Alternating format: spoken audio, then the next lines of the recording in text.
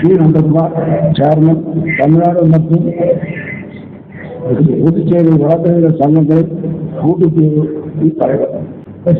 அதாவது மத்திய அரசுக்கு கொண்டு வந்துள்ள 3 சட்டங்கள், அதாவது பாரதிய நியாய சங்கீதா, பாரதிய நாய் சுரக்ஷா சங்கீதா, பாரதிய நியாய அதிநியம், இந்த 3 சட்டங்களும் முன்பிருந்த சட்டங்களை விட பல்வேறு வகையிலே மோசமான ஒரு சட்டங்களாக இருக்கின்றன. வழக்கறிஞர்கள் இந்த சட்டத்தை எதிர்த்து 1 மாத காலமாக நீதிமன்ற புறக்கணிப்பு செய்து வருகின்றார்கள். அந்த நிலையிலே இந்த சட்டங்களுக்கு எதிராக பல்வேறு குறைபாடுள்ள சட்டங்களுக்கு எதிராக நாங்கள் பல்வேறு அரசியல் தலைவர்களுடைய ஒத்துழைப்பை கேட்டிருக்கிறோம். அவர்களும் ஒத்துழைப்பு தருவதாக சொல்லியிருக்கின்றார்கள், தந்து கொண்டிருக்கின்றார்கள். நாங்கள் 1 மாத காலமான நீதிமன்ற புறக்கணிப்பை செய்து கொண்டிருக்கின்றோம். அதே நேரத்தில் இவருடைய எழுச்சிமிக்க ஒரு போராட்டமாக அமைய வேண்டும் என்று ஜேக் கமிட்டியானது உச்சநீதிமன்ற வரும் 29/7/2024 என்று ஒரு மிகப்பெரிய ஆர்ப்பாட்டத்தை ஏற்பாடு செய்திருக்கிறோம். அதில் மூத்த வழக்கறிஞர் கபில் சிபல் போன்ற மூத்த வழக்கறிஞர் மற்றும் அனைத்து எதிர்கட்சி தலைவர்களும் வருவதாக சொல்லியிருக்கின்றார்கள். அது மட்டுமல்லாமல் நாங்கள் இந்த பிரச்சனை குறித்து முக்கிய தலைவர்களிடம், ராகுல் காந்தி போன்றவர்களிடம், எதிர்கட்சி தலைவர் போன்றவர்களிடம் இந்த விஷயத்தை குறித்து பாராளுமன்றத்திலே கேள்வி எழுப்ப வேண்டும் என்று கோரிக்கை வைத்தோம். அவர்களும் கேட்பதாக கூறியுள்ளார்கள். ஆகவே இந்த சட்டத்தில் பல்வேறு குறைபாடுகள் இருக்கின்றது. இந்த சட்டம் கொண்டு வந்த முறையில் சரியானதல்ல. இந்த பொதுவாக ஒரு சட்டம் கொண்டு வருவதாக இருந்தால் லா கமிஷனுடைய ஒப்புதலோடு அந்த கமிஷன் பரிந்துரைக்கு பின்பு சட்டம் கொண்டு வந்திருக்க வேண்டும். ஆனால் இந்த சட்டமானது லா கமிஷனுக்கு கொண்டு செல்லவே இல்லை. இந்த 146 எம்பிஸை சஸ்பெண்ட் செய்த பின்பு இருக்கும் எம்பிஸை வைத்து குரல் ஓட்டு மூலமாக இந்த சட்டங்களை கொண்டு வந்திருக்கிறது. சட்டங்களை கொண்டு வந்த முறையே தவறு.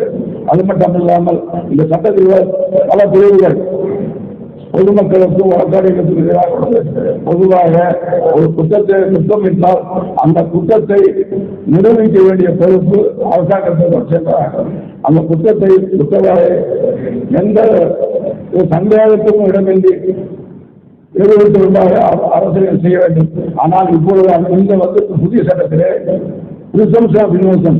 நான் குற்றவாளி இல்லை என்ற நிலையை குற்றவாளிதான் நீதிமன்றத்திற்கு செய்ய வேண்டிய ஒரு சூழ்நிலை இருக்கின்றது. ஆக இது தேசிக்காக முன்பிருந்த நிலையை விட இப்போது மிகவும் மோசமான ஒரு சூழ்நிலை கொண்டு வந்திருக்கின்றது.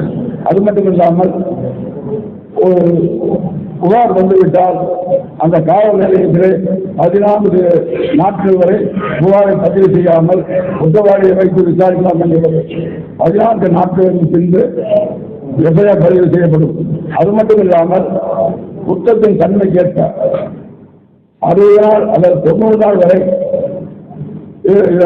வைத்து விசாரிக்கக்கூடிய ஒரு சூழ்நிலை தற்போது உள்ளது. இப்படிப்பட்ட சூழ்நிலையில் ஒரு குற்றவாளி பிணையில் வருவது மிகவும் கடினமாக இருக்கு. ஆக இந்த சட்டம் காலனி ஆதிக்குதல் என்ற சட்டத்தை விட மிகவும் மோசமான சட்டமாக நாங்கள் கருதுகின்றோம். அதே நேரத்தில் மாநில அரசுடைய உரிமைகளை இந்த சட்டம் பறிக்கிறது. மாநில அரசானது அதாவது குற்றவாளி ஜெயிலில் தண்டனை அனுபவித்துக் கொண்டிருக்கும் போது சில காரணங்களால் மாநில அரசு மத்திய அரசு சொல்லிவிட்டு அந்த குற்றவாளிகளை விடுதலை செய்யலாம்.